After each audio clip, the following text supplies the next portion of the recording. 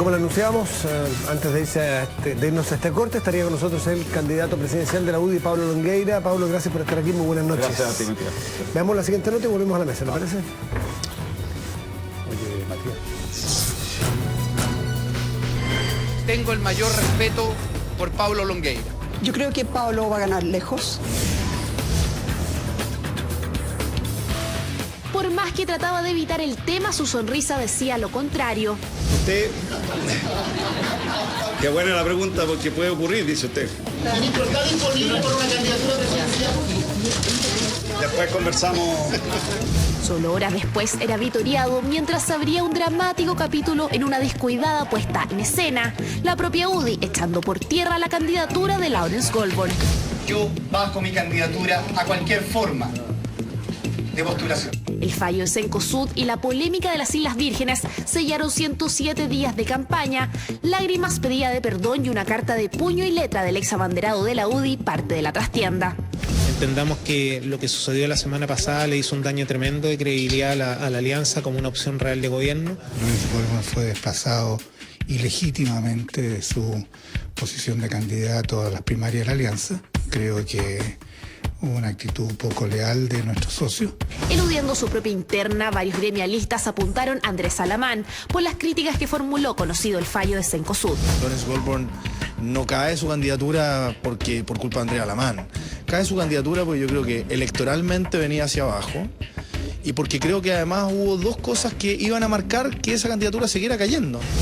Marginado Goldborn y un nuevo competidor en la carrera, el panorama cambia para todos los aspirantes a la moneda. Longueira no tiene una tarea fácil, tendrá que posicionarse en las encuestas y superar su alto rechazo. Si la mitad de la gente que me ha llamado desde ayer hoy día se compromete a trabajar, el triunfo está asegurado. El objetivo de la UDI en este momento es mantener, incluso, ¿por qué no, en desmedro de Renovación Nacional, acrecentar su representación parlamentaria? Pero en materias presidenciales no creo que cambien mucho las cosas. Ahora la contienda es de político a político y el objetivo es superar la crisis en el oficialismo, porque en el estado actual de las cosas no se da por hecho que logren alinearse con el que venza el 30 de junio. No hay la menor duda que quedó Andrés Alamán dañado por la forma como actuó. Yo espero que aprendan la lección, que aquí se trata de actuar unidos, de competir lealmente y no tratar de destruir al adversario. La contienda entre Alamán y Longueira en los próximos días va a ser de guante blanco, pero en poco tiempo más ese es un matrimonio que está en la UTI. Pablo Longueira, acusar a muchos en su partido, acusar a Alamán como culpable de lo que sucedió en la UDI, la caída de Goldborn, y lo tratan de desleal, de que no ayuda a la hermandad o al trato societario. Pero también hay algunos que dicen que dentro de la UDI este camino ya estaba diseñado, que Goldborn no andaba en las encuestas. De hecho lo dice Melero, me tocó entrevistarlo una semana y reconoce que si Goldborn hubiese estado en las encuestas pillando a Bachelet, probablemente ni Cencosud ni el caso de las Vírgenes hubiese desencadenado su caída. Por lo tanto, estaba planificada desde antes y le sirvió probablemente la coyuntura. Entonces, tampoco aporta mucho a la sociedad con RN culpar a Alamán de cómo lo trató, que sabemos que es rudo Alamán, sino que no reconocer que internamente no le funcionó la apuesta con Goldborn. A ver, Matías, yo creo que hay una cosa que despejemos. Está muy claro que hace un año y medio atrás a mí me consultaron si yo era partidario de que pudieran participar independientes en la primaria de la UDI. Por lo tanto, valoremos en primer lugar, porque vi el set de ustedes que tiene una opinión muy negativa a los partidos políticos. ¿Qué hizo la UDI? Lo aceptó.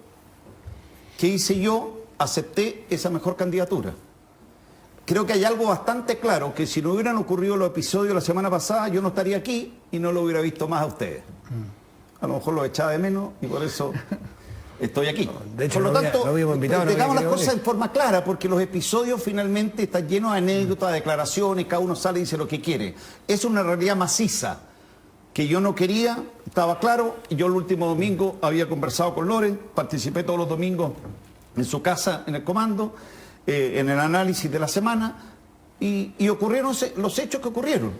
A mí, yo estuve, como ustedes saben, en Costa Rica cuando se desencadenaron estos hechos, y cuando me llamaron para analizar la situación, yo desde el primer minuto, afortunadamente, dije, no participo en ninguna reunión. Cualquier cosa que ustedes quieran hacer conmigo a esta altura es en forma unánime y con el apoyo y el concurso de Lorenzo, con quien yo estaba trabajando intensamente en lo que correspondía de acuerdo a mi tiempo como ministro, que era dedicarle el tiempo los domingos. Por lo tanto, aquí hay una realidad, yo lo lamento por él, lo considero una persona excepcional. Fui yo el que le propuse al presidente cuando me sugirió que le hiciera recomendaciones para el gabinete, que él fuera, lo considero un tipo excepcional. Nada me gustaría más que nos ayudara en esta causa que nosotros hemos abrazado hace 30 años. Creo que es un gran aporte, es una persona que llegó a los más altos cargos, y les quiero decir una cosa muy simple, porque este mismo fallo, vamos a tener los próximos días el mismo fallo para el Banco del Estado. El mismo fallo. Ahí quiero ver qué va a decir la Concertación. Porque les quiero decir que en los gobiernos de la Concertación, ningún CERNAC se presentó a esa demanda al Banco del Estado. A mí en enero pasado, cuando me lo plantearon Peribonio y Lucas del Villar, José Antonio, porque esto había sido una demanda de Conadiscus, la del Banco del Estado. Y yo dije, pero de todas maneras hay que presentarla. ¿Pero por qué no somos parte? Hablé con el presidente y no hicimos parte. Y ahora viene exactamente lo mismo. ¿Y por qué viene lo mismo? Porque esta era una práctica. Y se zanjó. Ya, pero no me contesta el No, pero es que es importante decirlo, porque ¿sabes lo que pasa? Que aquí se ha dicho tanta cosa frente a las conductas. ¿Cuál es la pregunta, Matías? No, la pregunta es, que le repito la misma que le dice Melero. Si es que Lorenzo Goldberg hubiera estado mano a mano con Michelle Bachelet en las encuestas que ustedes han tenido, ¿le hubiese pasado lo que le pasó a Lorenzo Goldberg? Lorenzo, no te ponga en un escenario, perdona Matías, no te ponga en un escenario que nadie se había impuesto que a esta altura ninguno de los candidatos a la alianza estuviera mano a mano. Si la tendencia de Lorenzo Goldberg fuera alcista. No lo sé, lo único que está claro que fue una decisión que yo, en lo que respecta a mí, puse las condiciones que me parecieron correctas. Yo no digo que usted le hizo la cama, pero que la UDI se la venía haciendo. No. Yo no le he dicho que usted Matías, perdóname, no.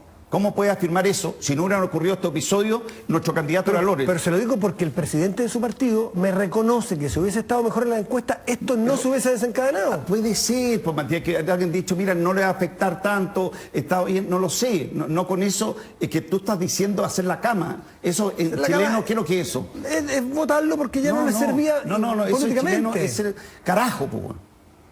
Si tú le haces la cama, perdóname, tú estás acusando una actitud. Bueno, está acusando de algo que no corresponde hacer. No sé, como usted lo interprete. Pero es una cosa distinta decir, mire, a lo mejor frente al escenario, si hubiera estado mejor, hubiera ocurrido esto. Entonces, ¿sabes lo que pasa? Ya ocurrió. Y yo lo lamento, sinceramente, lo he dicho públicamente. Valoro el gesto de Loren, de decir, señores, los dejamos en libertad también, y se tomó este camino. Y tenemos que mirar adelante, construir el futuro.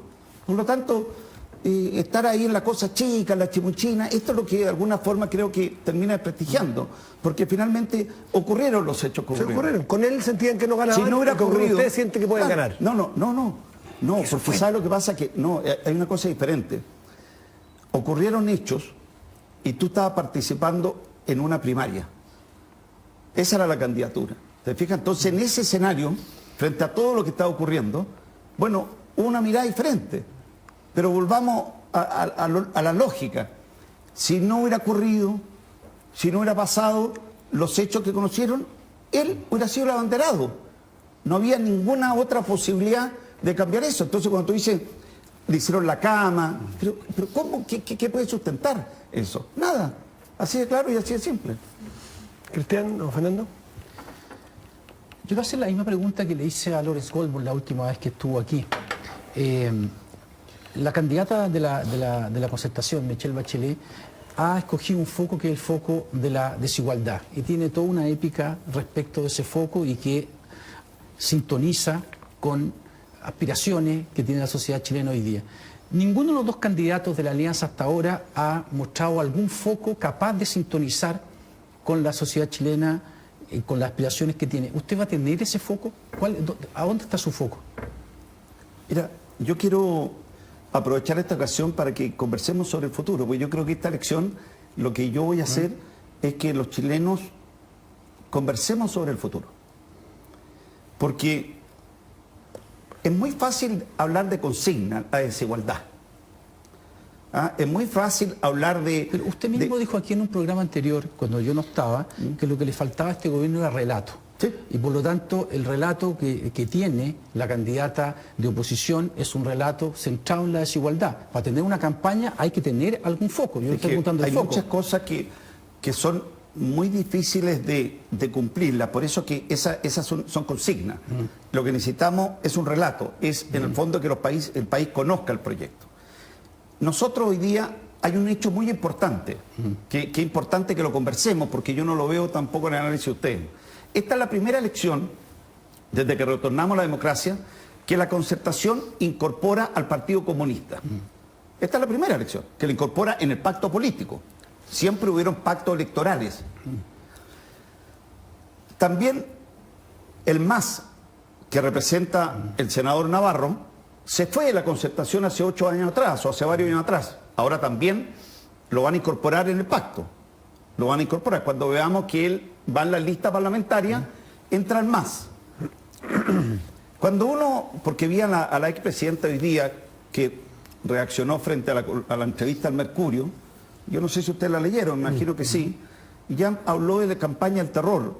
No sé si la entrevista, no sé, yo creo que a nadie le causa terror, dicen la verdad. Y si lo que yo les voy a decir ahora, ustedes consideran que hay algo que no es cierto, interrúmpanme. Se incorpora por primera vez a la Concertación el Partido Comunista. El Partido Comunista es partidario de Chávez, de Maduro.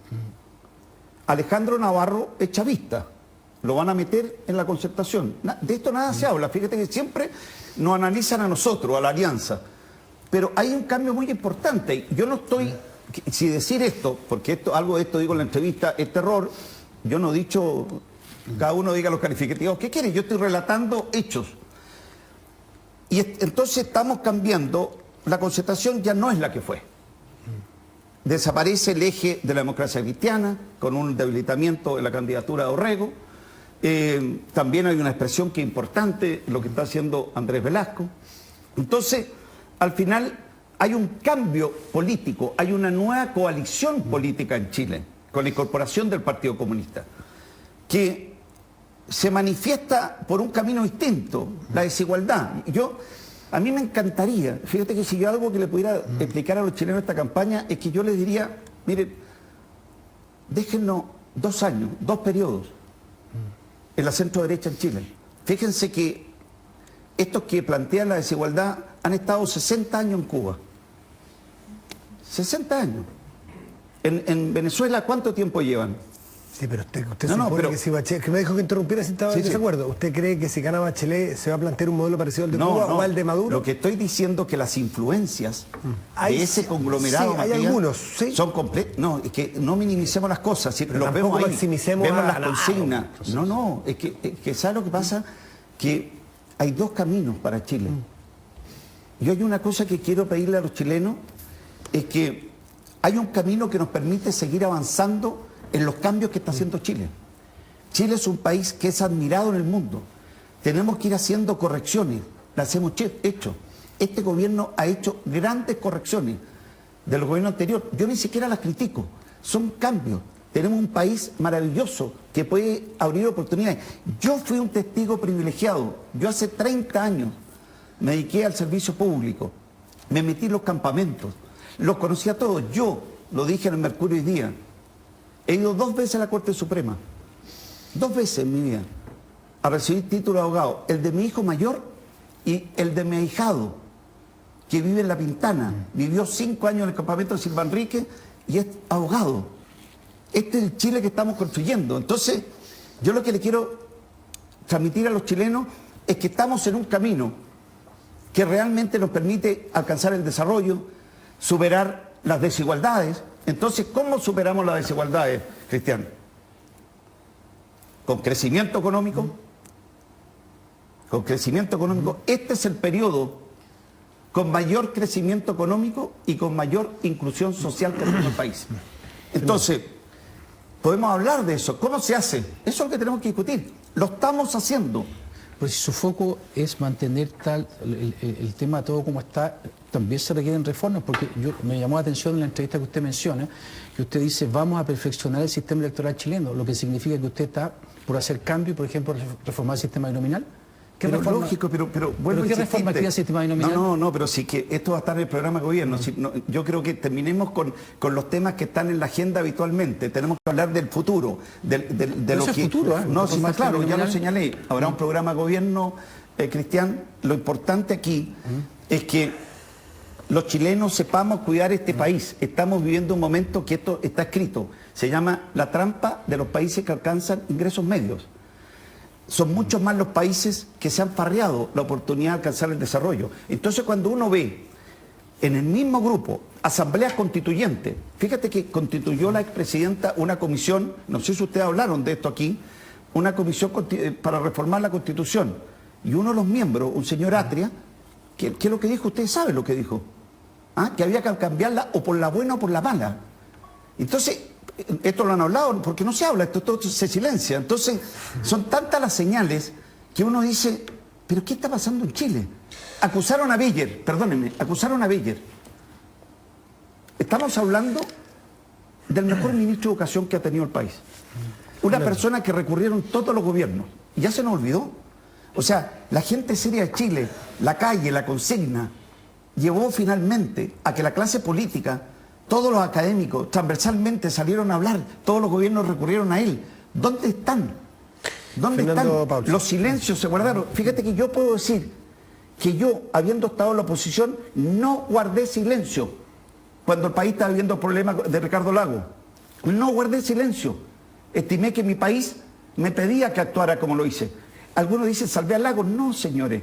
Uno actúa porque el país necesita que actuemos así. Después vino la democracia cristiana, actuamos así. Entonces, estamos... hay un ausentismo de liderazgo político. Cuando ustedes hablaban antes de la crisis de los partidos, estamos con una crisis de partidos. Pero tenemos que ennoblecer la actividad política. Tenemos que discutir ideas, terminar con las descalificaciones. De lo contrario, nos vamos a ir por un camino en que van a decir, bueno, ¿dónde partió esto? ¿Cuándo partió esto? Nadie lo advirtió. Entonces, porque fíjate que si hay una cosa que podemos decir todo aquí, es que una cosa que siempre se conversa en Chile hoy día es decir, ¿cómo un gobierno que ha hecho tan bien las cosas esté con las encuestas que tiene? ¿A ustedes no les pasa que esto se conversa? Muchas veces. Aquí claro, lo hemos preguntado. Aquí lo han conversado ustedes. Entonces, fíjate que hay una cosa que está clara. Hemos hecho un gran gobierno. Se han hecho bien las cosas. Hemos crecido al 6%, hemos hecho una inclusión social maravillosa, estamos en el pleno empleo. En las campañas pasadas nos decían, es imposible generar 200.000 empleos en Chile. Los gobiernos de derecha sabemos hacerlo y yo quiero que lo conservemos. Entonces queremos aventuras, acusaciones, perdóname, asambleas constituyentes, pero si hay grupos que lo plantean. Esto es lo nuevo que hay en Chile. ¿Dónde se planteó esto? En Venezuela. Entonces cuando uno dice esto, campaña de terror. Fernando, me interesa saber qué dice Fernando. Hay tantas cosas que podríamos hablar. Una es que la selectividad de temas en política es una cosa recurrente. Hay veces en que usted habla de futuro y hay veces en que, sobre todo cuando habla de los adversarios, va al pasado y dice, por ejemplo, yo ayudé a Ricardo Lagos y estamos hablando de una situación del pasado, ¿sí? Del pasado. Y no me quedé callado y no fui silencioso. O sea, si es que queremos hablar de silencio, y usted lo sabe perfectamente, Pablo, uno de los problemas que persigue a la derecha es los silencios. O sea, si es que hay algo que, si usted quiere ese símbolo, inequívoco. Así, pero inequívoco de la situación política que se va una y otra vez, son los silencios. Hay gente que Fernando, si sea un debate. La mochila... No. No sabe dónde voy. No sabe dónde voy. No. Yo estoy hablando de otra cosa. Los silencios respecto de la dictadura, eso está dado. O sea, entiéndame, no creo que a nadie se le vaya a descubrir, le vaya a abrir la cara cuando me está escuchando a mí o escuchándolo a usted y diga, oye, no tenía idea que se habían quedado callados durante la dictadura. Por lo tanto, eso lo doy dado. No solamente se quedaron callados, participaron de eso. Mi punto tiene que ver con otro tipo de silencio. Pero Fernando, pero tú te das cuenta que tú lo que estás haciendo es volvernos al pasado. Yo cuando puse los ejemplos es porque estoy hablando de los silencios de ahora. No estoy hablando de los silencios del pasado, pero me da lo mismo. Yo ya lo he dicho muchas veces, Fernando. ¿Sabes por qué yo actué así? Porque yo tenía 14 años para el 11 de septiembre. ¿Y? 14 años. ¿Y? No soy parte de lo que ocurrió ahí. Y no quiero que vuelva a ocurrir más en mi país. Obvio. Y yo no había nacido para la Segunda Guerra Mundial y tengo opinión al respecto. Claro, exactamente. Entonces yo no fui parte de eso. Y si he tenido una preocupación como líder político, es preocuparme de por qué ocurrió eso. Y fíjate que si hay algo que todos coinciden. Estoy hablando de gente maravillosa de la Concertación. Yo puedo decirte algo. Yo me considero amigo de mucha gente de la Concertación. De mucha gente que hemos tratado de construir este país maravilloso. Lo hemos construido todos, este país. Es un país que lo hemos hecho en el gobierno y en la oposición. Entonces, finalmente, ¿qué es lo que dicen todos? Dicen, mira, lo que empezó a ocurrir es que empezó la consigna. Nos distanciamos, se acabó la amistad cívica, ya no nos escuchábamos, y guardando toda proporción, es lo que siento que está ocurriendo. Perdimos esta capacidad de grandes acuerdos. Yo soy una persona que solo tengo la convicción que los países progresan cuando los políticos dejan de temer cuando coinciden. Los países progresan con grandes acuerdos, con grandes consensos. Por eso me refería a eso. Déjeme hacerle la pregunta que Está bien. No. Estoy de acuerdo. ¿Cuáles son los silencios? ¿Cuál es la pregunta? Porque bueno, yo la puedo hacer. Yo creo que si hay algo que tiene importancia, es que algunas cosas del pasado valen en el presente. Por ejemplo, voy a poner un ejemplo reciente. Lawrence Goldberg no era gerente general hace 7 años. No era gerente general de Cencosud, había estado 3 años en el gobierno, se había salido de ahí y sin embargo una decisión de la Corte Suprema referida a un acto del pasado lo retrotrae al presente y termina sin ser el candidato presidencial. Por lo tanto, el pasado siempre está constantemente alimentando la situación del presente. Yo dije en Twitter cuando tú saliste nominado candidato de la UDI que se había un espacio donde dejaron los amateurs de participar en política y llegaron los profesionales. Y yo creo que eso es verdad. Y creo que tienen un lugar los políticos profesionales y los partidos políticos los encuentro bastante más decentes de lo que hoy día está en el ambiente en general. Pero creo que tiene que responder del pasado. Por lo menos hoy día hay un candidato que representa a la UDI que supongo que habrá votado por el sí. Pero Fernando... Perdón, te estoy haciendo la pregunta directa. ¿Votaste por el sí? Pero lógico. Pero ¿sabes lo que pasa, Fernando? Es que... Que no dice que está buscando, sino que es católico. Se representa mucho mejor lógico, Fernando. Es más idónea tu candidatura que la de Lawrence Goldberg. Es que yo lo que lamento que con tu intervención, Fernando, con lo que te estimo, volvemos al pasado. Volvemos a la división. Pero es que yo te quiero llevar esa es la forma. Entonces tú dices, mira, ¿sabes lo que pasa? Que no nos dejan nunca discutir el futuro. Nunca. No. Y eso es lo que yo quiero lograr. Porque finalmente, esa historia de división de Chile, yo no me siento que tenga, pero ninguna responsabilidad, Fernando. Pero si no quiero que se vuelva a repetir. Okay. Entonces, finalmente... ¿Cómo sabemos eso? No, pero Fernando, se ve en las formas que uno ha actuado. Entonces, fíjate que cuando yo estoy planteando esta duda, tú dices, ¿cómo me liquidó este gallo y lo vuelvo al pasado? Porque esto no le conviene.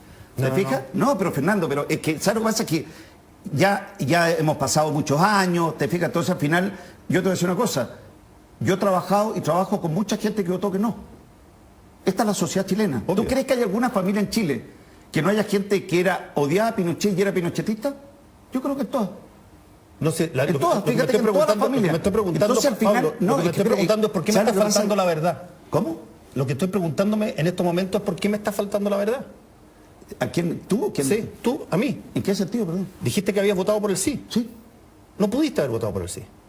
Porque te inscribiste el año 89, no el 88. ¿Cómo? Perdona, hay una investigación que se dio a conocer, la conocí yo, que se le pidió al CERVEL, una serie de los candidatos, decir exactamente cuándo había sido su primera inscripción electoral. Y aparecen todos los candidatos, y apareces tú, Pablo Longueira Montes, San Bernardo, fecha de primera inscripción el 15 de junio de 1989. Por lo tanto, no pudiste haber votado sí para el 88. Y era secretario general de la UDI. Mi pregunta sencilla tenía que ver, ¿por qué no? Perdona, Fernando, perdóname. ¿Por qué no? ¿Qué sentías tú que no había que votar? No, Fernando, pero perdóname. Dime. Pero estoy sorprendido. Me imagino. Yo también me sorprendí. Perdona, te muestro los papeles, toma. Entendí. Sí, está bien, Fernando, no. Imagínate si hubiera dicho que no voté, diría que no voté. No, es que mi pregunta No, es, Fernando, pero ¿había alguna perdóname, razón por pero la es que cual tú me tú en la llevas- elección más importante de Pinochet tú decidiste no votar por No, él? pero- ¿Había alguna razón? ¿En una de esas esa es tu opinión? ¿En una de esas tu opinión del pasado o no? Fernando, mira, yo que lamento que el programa, yo lo único que quería es hablar del futuro, la propuesta, y me sale con una sorpresa que, no voté en... Es que tú me dijiste y ahora que me sí. confundiste si voté o no, porque la verdad es que hay una cosa que te quiero decir, no voy a mentir si voté o no voté, por lo tanto no me digas que estoy faltando a la verdad. No, estoy diciendo, por lo tanto... te pregunté y me dijiste que sí, que había votado que sí, era secretario general de la UDI, la elección más importante que tenía Pinochet en ese momento, y tú, por alguna razón que puede ser tu opinión del pasado, decidiste no participar de esa elección. Fernando... Mi pregunta es ¿por qué? Dame cuánto tiempo me das para ver. ¿Usted cree que hay un error? ¿Usted cree que hay un error? Y a esta altura se propio. ¿Usted cree que hay un error? ¿Se Sí, acuerda supongo que hay un debería error. votar? Por eso estoy diciendo, Fernando, ok. estamos frente a un error. Esto es un papel- no recuerdo no haber votado Ok. ese día, pero Muy entonces bien. he hecho un punto. Es No que, quiero- es que mi único punto es que quizás es tu opinión. Quizás tú tenías problemas de conciencia de votar por un algo que Fernando. lo que estabas en desacuerdo. Fernando, ¿saben? Yo al revés. Yo creo, voy a decir algo que tal vez primera vez que lo digo. Yo creo que yo siempre tuve la convicción, lo dije, de que no se iba a ganar. Y yo creo que fue bueno para Chile. Lo he dicho en algunas ocasiones. Lo dije antes. Yo creo que el plebiscito fue un mecanismo que nos permitió reencontrarnos. Y yo siempre tuve la convicción que no se iba a ganar. En la UDI lo sabían. Entonces al final fue bueno el acto. Fue un término de un gobierno militar que terminó diferente a muchos otros gobiernos militares de la región, porque es muy fácil Sin duda, solamente estoy de acuerdo. referirte a esto, por Fernando, desconociendo todo lo que ocurrió.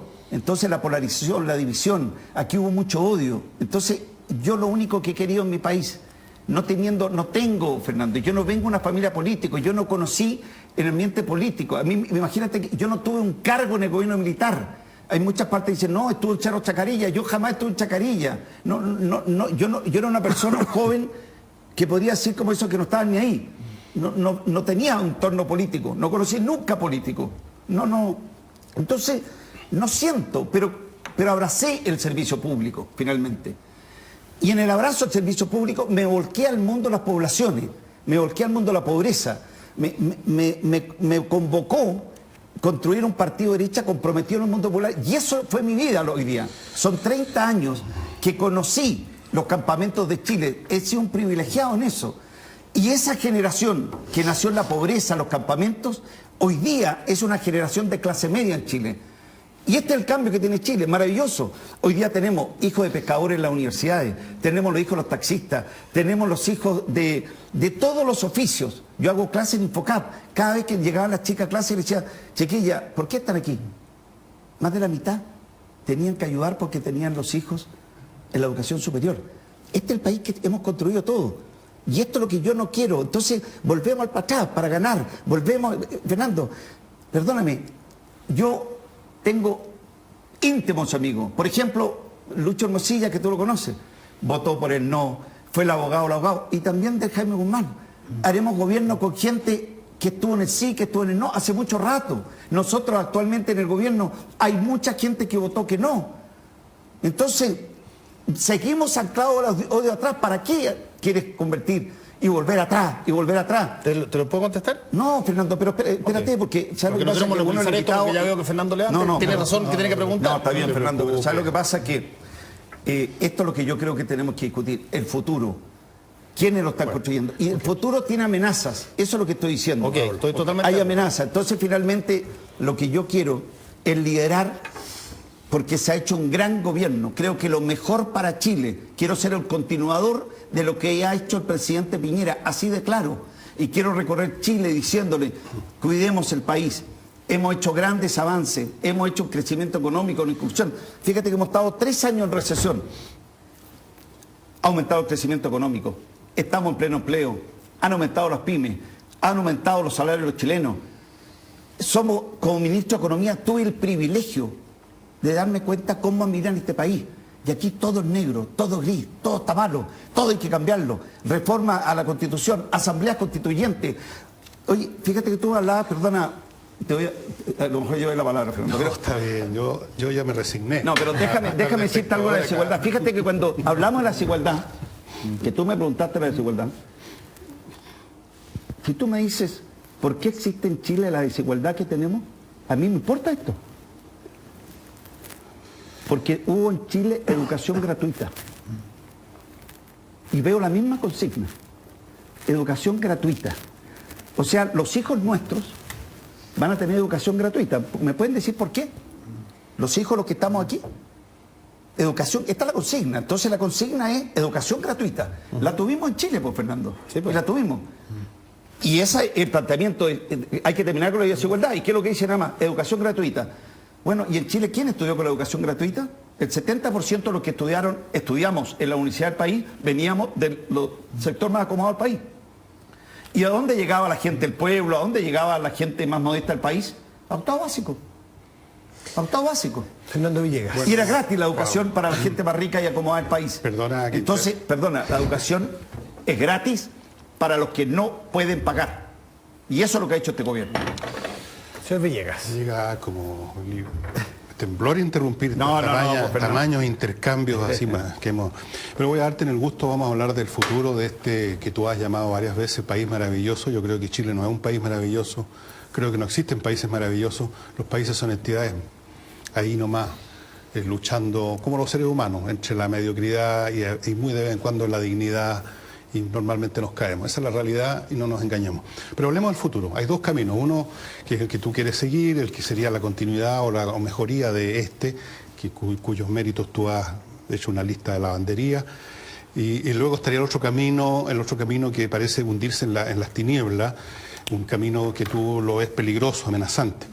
Yo te quiero decir de que ese camino, peligroso, amenazante, que yo no sé si es tan peligroso o tan amenazante, es el camino que probablemente este país va a seguir por una cosa que es muy sencilla. La derecha o la centroderecha perdió hace rato la batalla ideológica. De hecho, ni siquiera la combatió esa batalla. La perdieron. En un proceso largo de 40 años, los 20 del régimen militar, los 20 de la concertación, fueron apareciendo generaciones que fueron teniendo nuevos puntos de vista, nuevas ideas. Al principio esta cosa se manifestaba anecdóticamente, luego aparecieron los famosos temas valóricos, que fue una manifestación más fuerte, y ahora ya estamos en el plano institucional, donde hay gente que pide cambiar la Constitución, nacionalizar el cobre, nacionalizar la banca, incluso pedía aquí Marcel Claude el otro día, y el solo hecho de que exista un Marcel Claude y otras personas que tienen sus seguidores, señala que el país está en ese camino. Todas las definiciones que incluso la propia derecha acepta, tácitamente o indirectamente, sobre lo que es justicia, que es equivalente a igualdad hoy en día, lo que es calidad de educación, que se convirtió en equivalente a educación gratuita. Podría ser, aquí tengo una lista pero no te voy a latear, todos los elementos que tienen que ver con posturas, con emociones, con sentimientos, con clichés también, a veces con ideas, pero rara vez. Todo ese conjunto, es lo que llamamos la ideología que en una sociedad domina. Esa la ganó hace rato a la izquierda, la ganó hace rato, o si no llámalo a la izquierda, llámalo a los sectores progresistas, llámalo a los sectores ultra, toda esa variedad, todos esos sabores, ganaron hace rato esa batalla. Y cuando una sociedad tiene un pensamiento hegemónico que ya se estableció, lo que ocurre sencillamente es que eso se manifiesta en hechos. Como por ejemplo pasó el 64, yo era cabro, pero me acuerdo muy bien, ganó Eduardo Frei, y el segundo fue Salvador Allende, porque hacía rato ya que el país estaba hablando de los cambios, porque hacía rato que se había instalado la idea de que la estructura del campo tenía que cambiar, que había que haber reforma agraria, que nacionalizar el cobre, por lo menos chilenizarlo, ¿te acuerdas? No, tú eres menor que yo. Bueno, y era tan grande esa onda de cambio que todo el mundo la compartía en distintos grados, que primero fue Eduardo Frei y luego fue Salvador Allende. Y antes hubo otro sistema ideológico que dio como resultado las administraciones radicales. Y otro sistema de ideas. Entonces lo que te quiero decir, ahora viene la pregunta. Este es un comentario, ¿tú estarás de acuerdo o no? La pregunta es la siguiente. Reconozcamos que no ha sido un día de intervenciones breves. Bueno, pero no solo tú, en general. Dale. No te enojes. Me van a hacer llorar aquí. No te enojes. La pregunta es ¿cómo piensas? Porque yo creo que tú estás consciente de que efectivamente se instaló un pensamiento en Chile y es muy potente. Se instaló. En los jóvenes es extremadamente potente y yo creo que ahí el 80-90% son, podríamos decir, gente de izquierda. ¿Cómo piensas tú revalorizar porque yo creo que tú estás en la onda de revalorizar el pensamiento de derecha si es que existe, en primer lugar, porque yo creo que no ha sido desarrollado en Chile, no ha sido creado, hay unos balbuceos. ¿Cómo piensas plantarte frente a este tsunami? Voy a terminar diciéndote, muy buena la pregunta. Excelente. Gracias por la pregunta. Muy buena la pregunta. Gracias por la pregunta. Entonces, gracias por la pregunta. Gracias exactamente, eso es mejor. Porque, ¿sabes? Tengo la convicción más profunda, Fernando, que vamos a convocar a una mayoría silenciosa. Todo lo que... No, pero no me interrumpas. Todo lo que tú dices... Sí, es que ¿sabes lo que pasa? Que yo creo que la gente se cansó en el país. ¿Tú crees que se cansó? Hay cosas que están cansadas.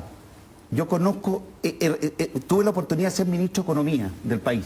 Recorrí todo el país, hicimos grandes cosas y la gente sencilla del país está con miedo.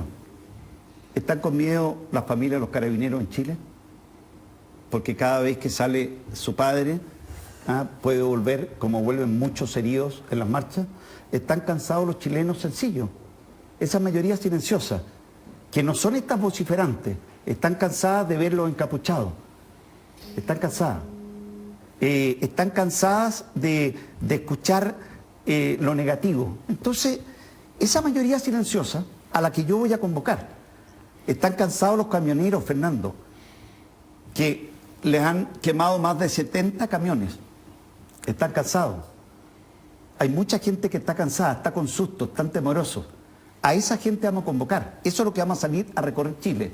Entonces, esto que tú dices, ¿y qué es lo que le ofrece la derecha? Porque todo esto que dices tú es un discurso muy ideológico. No. Pero la gente común y corriente, no, pero es una ideología. Si tú le hiciste muy bien, o sea, tú explicaste todo esto. Entonces, al final, yo te quiero decir una cosa. Tengo la convicción más profunda que muchos jóvenes de este país, que son primeros profesionales del país, de su familia, quieren cuidar el país. Tenemos, cuando tú dices el país maravilloso, efectivamente, pero ¿estamos avanzando o no? Había un gobierno de derecha, tú dices, la derecha es un chiste, pero Fernando, estamos gobernando. ¿Está gobernando la centroderecha en Chile? Parece que no me expliqué bien. No, espérate, obtuvo el 50% legítimamente en las urnas. Fíjate que no se había logrado cuando tú dices, toda esta etapa, don Jorge Alessandri llegó con 1/3 de los votos. Nunca se había logrado. Entonces al final tú dices, la pega es más difícil para nosotros, siempre es más difícil, porque la consigna es más fácil. Yo dediqué mi vida y fui a las poblaciones del país, a los campamentos, a decirle a los chilenos pobres del país, mire, la lucha de clases, que era la consigna, habían ganado a la derecha con la lucha de clases. Y finalmente fuimos a cambiar esa mirada, de decir, señores, ustedes van a progresar con este camino, con libertad, con libre comercio. Tú dices, ¿cuál es la idea? Pero si, perdóname, este es un país que hoy día tiene libre comercio, libertad, competencia. Eso es lo que nos ha permitido. Perdóname hacer un comentario. Exministro, ¿competencia? Matías. No. ¿Hay competencia? Nos falta mucha más. Matías. Mucho más competencia. Yo más bien encuentro que el ministro Longueira fue uno de los aliados de reabrir este escándalo de la poca competencia. Y nos falta mucho más competencia. Pero digamos que uno de los slogans que aquí hay competencia, porque lo que no hay es competencia. Hay acuerdos bajo colusiones. Tú has mencionado una otra lista de lavandería respecto a la gente que está molesta, cansada y con miedo. Y si alguien va a concitar la atención y finalmente el voto en la urna de la gente con miedo, uno no va a quitarles el miedo, sino que va más bien a mantenerlo, a exacerbarlo, y en ese sentido entonces capaz que tengan razón, aunque están exagerando un poco, de miedo a terror hay una distancia importante, pero eso sería químicamente hablando, una campaña del terror. O una campaña del miedo, si te parece que terror es demasiado. ¿En qué sentido? En el sentido de que tú le vas a decir a todas esas personas, camioneros, oye, viejo, si seguimos en este camino, no van a ser 70 camiones, van a ser 7.000. No, Fernando, muy por el contrario. Etcétera. Lo que yo estoy diciendo es que lo que tú lo describiste muy bien.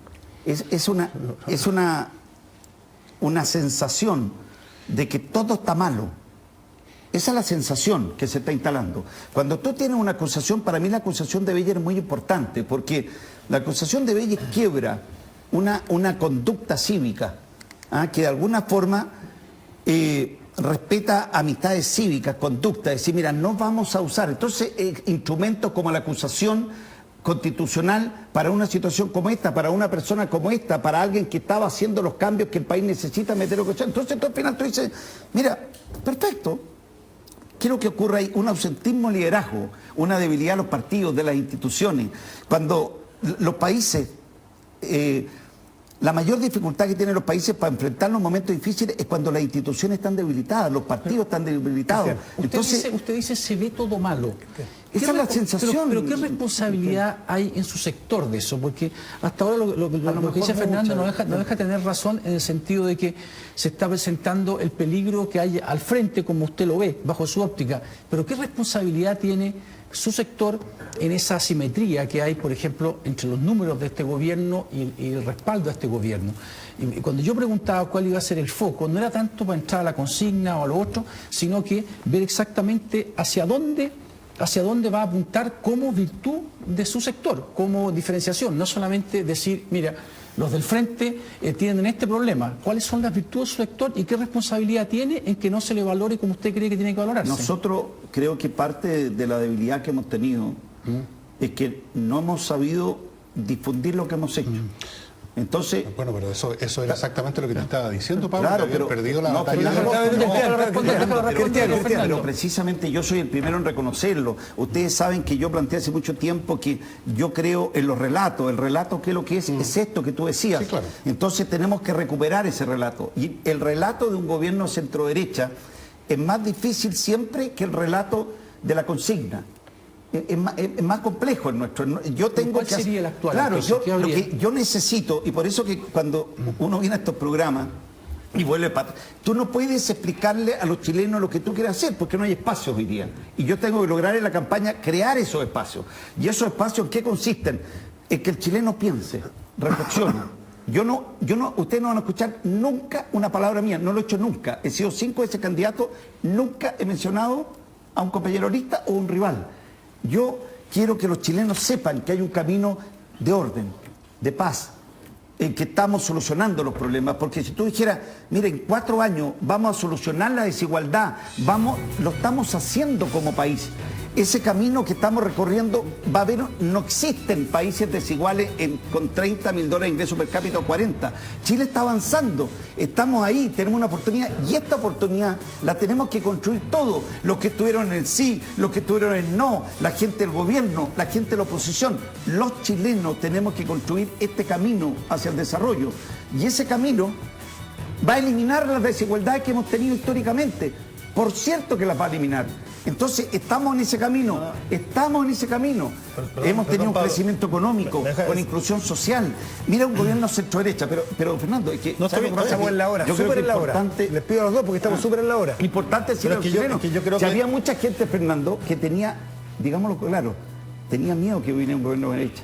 Porque le decían, mire, si gana la derecha van a terminar los programas sociales, se van a acabar las ferias libres, pero olvídate el temor que había. Y nos dieron la oportunidad. ¿Y qué es lo que han visto los chilenos?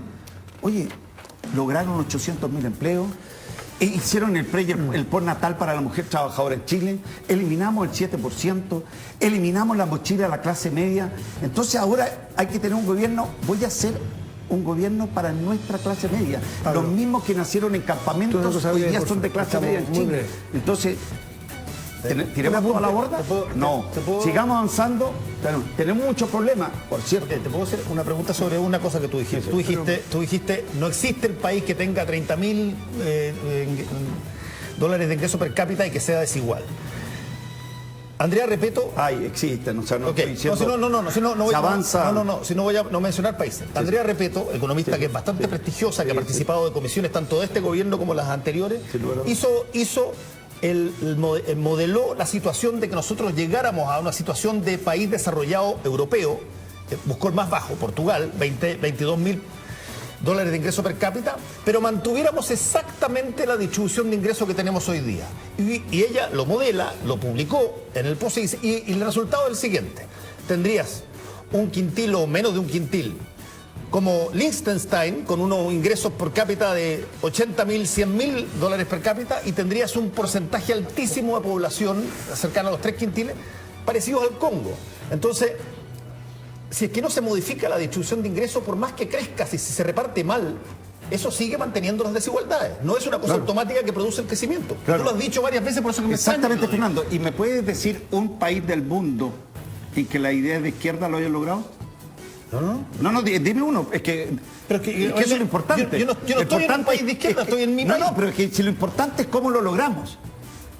Eso es lo que tenemos que discutir los chilenos. ¿Cómo lo logramos? Y de hecho, pero es que es importante, también, Fernando, porque no sé, Suecia, Finlandia, Noruega son de izquierda o no son de izquierda. Pero con la idea derecha, pues Fernando, bueno, en la iniciativa privada. Entonces hoy día Pablo Longueira. Dime cuál es el país.